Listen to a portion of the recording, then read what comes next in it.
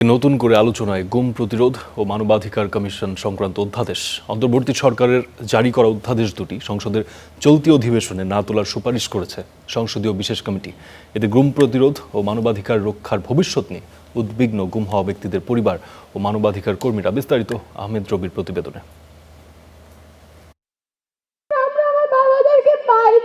আমরা তাদের হাতটা ধরতে পারিনি। এই শব্দটা অনেক ছোট, কিন্তু এর ভিতরে লুকিয়ে আছে হাজার হাহাকার, কষ্ট। গুম শুধু একটি শব্দ নয়, কারো কারো কাছে দীর্ঘ অনিশ্চয়তা আর অন্তহীন এক অপেক্ষার গল্প। সহ্যের একটা সীমা থেকে সীমা কিন্তু অতিক্রম হয়ে গেছে আজকে 13 বছর।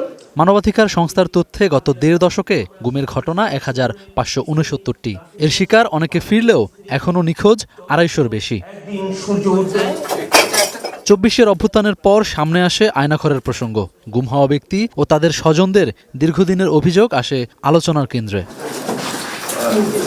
পরে গুম প্রতিরোধ ও মানবাধিকার কমিশনকে শক্তিশালী করতে দুটি অধ্যাদেশ জারি করে অন্তর্বর্তী সরকার। তবে এখন তা পড়েছে অনিশ্চয়তার মুখে। সংসদের চলতি অধিবেশনে উত্থাপন না করার সুপারিশ করেছে সংসদীয় বিশেষ কমিটি। মাননীয় স্পিকার, আপনাকে ধন্যবাদ। আর এতে উদ্বেগ জানিয়েছে গুম হওয়া ব্যক্তিদের পরিবারের সদস্যরা। তারা বলছেন, গুম সংক্রান্ত অধ্যাদেশটি আইনে পরিণত না হলে অনিশ্চয়তা আরও বাড়বে। বিলম্বিত হবে স্বজনের খোঁজ ও ন্যায় বিচার পাওয়ার অপেক্ষা।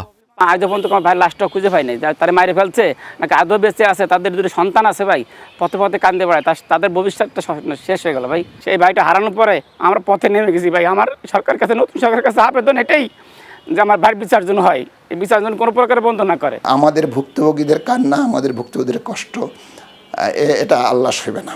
শেখ হাসিনারে যেমন আল্লাহ আমাদের কান্নায়, আমাদের চোখের পানিতে ওর আল্লাহর আরশ কাঁপছে, শেখ হাসিনাকে ধ্বংস পালাই গেছে। তারেক রহমানকে আমরা শ্রদ্ধা করি, ভালোবাসি।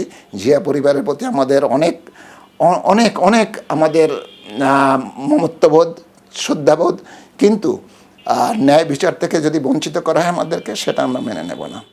এদিকে মানবাধিকার কমিশন সংক্রান্ত অধ্যাদেশ প্রশ্নে বিশেষজ্ঞরা বলছেন, মানবাধিকার লঙ্ঘনের অভিযোগ তদন্ত ও প্রতিকার নিশ্চিতে কমিশনের ক্ষমতা শক্তিশালী করা জরুরি। এইবারের যে অধ্যাদেশ, সেই অধ্যাদেশে একটা গুরুত্বপূর্ণ বিষয় ছিল যে মানবাধিকার কমিশন গুরুত্বপূর্ণ মানবাধিকার লঙ্ঘনের ঘটনায় সরাসরি তারা তদন্ত করতে পারবে, যেটা দীর্ঘদিনের একটা প্রত্যাশা কর্মীদের ছিল। সেটিও কিন্তু হারিয়ে যাবে। এই জায়গাগুলিতে গুরুত্ব না দিয়ে এটাকে দুর্বল করে দেয় এবং স্বাধীনতাকে খর্ব করে, তাহলে আসলে যে কাঙ্ক্ষিত ফল মানবাধিকার কমিশনের কাছ থেকে সাধারণ মানুষ প্রত্যাশা করে, সেই জায়গাটি থাকবে না।